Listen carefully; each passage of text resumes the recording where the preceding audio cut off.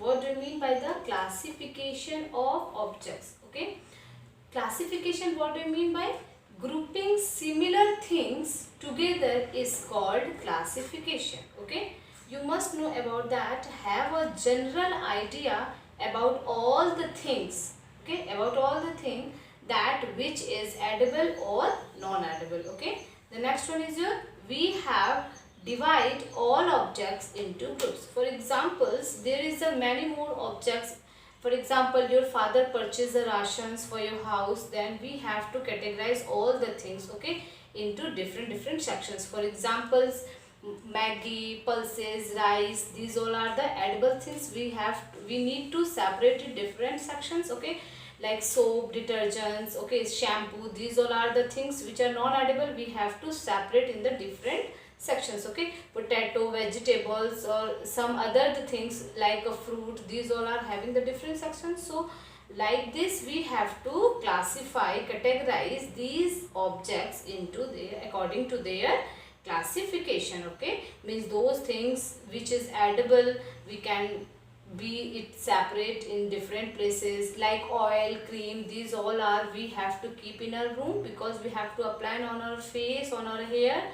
Okay, now the pulses, rice, which your mother will kept in a separate box in the kitchen, and Maggi, some packet of food, these all are, means it need to keep in a different section. So like this you have to must know about the, having the general idea about all the things that which is edible, which is non-edible, where we have to keep it in a different places or in separate sections. Okay, according to this base we have to divide all the object into groups. Okay, so in these things we need to know that about the classification of objects. Okay, so later we will discuss about the next topic. Okay, so student, as you know that next topic will discuss about the properties of materials. Okay, earlier we had discussed about the objects around us and what do you mean by the materials and their classification. So now at this time we will discuss about the properties of material. Student, you must know that properties of material means materials having the different categories, having according to their, means they have classified according to their appearance, lusters, hardness, transparency, these all later we will discuss one by one. Okay, now at this time we will discuss about the appearance or lusters. Okay, so student, what do you mean by the lusters?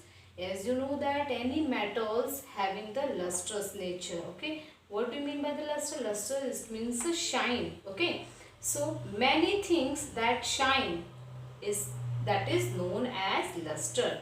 Okay, and materials means materials by which an objects can be made. Okay, so that materials that shines are called lustrous. Okay, just vice versa, just opposite to it, and those materials which do not shine are called non-lustrous. Okay, student, as you know that materials that have such lustrous properties, usually metal having these properties. Okay, for example, iron, copper, aluminium and gold are the examples of metals, and these all are having the lustrous nature. Okay, now the some more materials that often lose their shines on the effect of you can say that because of the actions of air and moistures on them, they have just appeared dull. Okay, they are not shining in nature. Okay, so that type of things is known as non-lustrous. Get it my points here?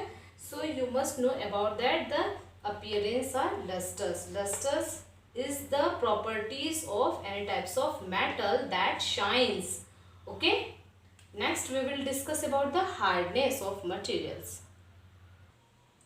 So student, let's discuss about the hardness. So you know student, when you press different types of material with your hand, then some of them may be hard in nature and some are maybe soft. So hardness into categorized into two parts. The first one is your soft, the next one is your hard. Okay, so materials which can be easily compressed or scratched. Okay, materials which can be compressed or scratched easily is called soft. Definitely you must see have the cotton or sponge.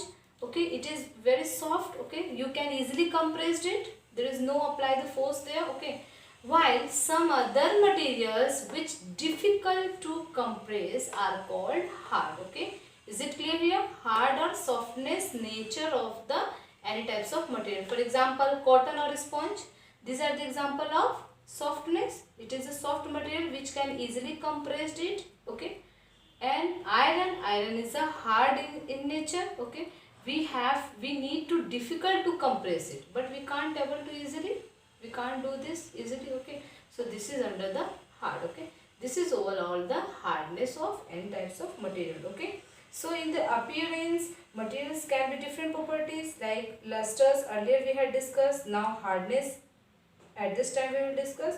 Now the next property we will later on discuss about this. Okay, so in properties of material, we will discuss about the soluble or insoluble material. Okay, what does it mean? Soluble, it means that can dissolve. Insoluble, it means that do not able to dissolve. Okay, but dissolve where? In the solutions. Okay, so as you know children, water is a universal solvent. It can dissolve a large amount of any types of solute. Okay, it is a universal solvent. Okay, now as you know that water also play an important role for our body functioning, that can easily digest our food which we eat. Okay, so what do we mean by the soluble? Some substances are completely mixed in water or dissolved in water are known as soluble. Means those materials, or you can say that those solute particles are those material which can easily dissolve in water, completely disappear in water, are known as soluble substances. Okay, on other hand, those substances which do not mix with water, okay, and do not disappear, that is known as insoluble in water.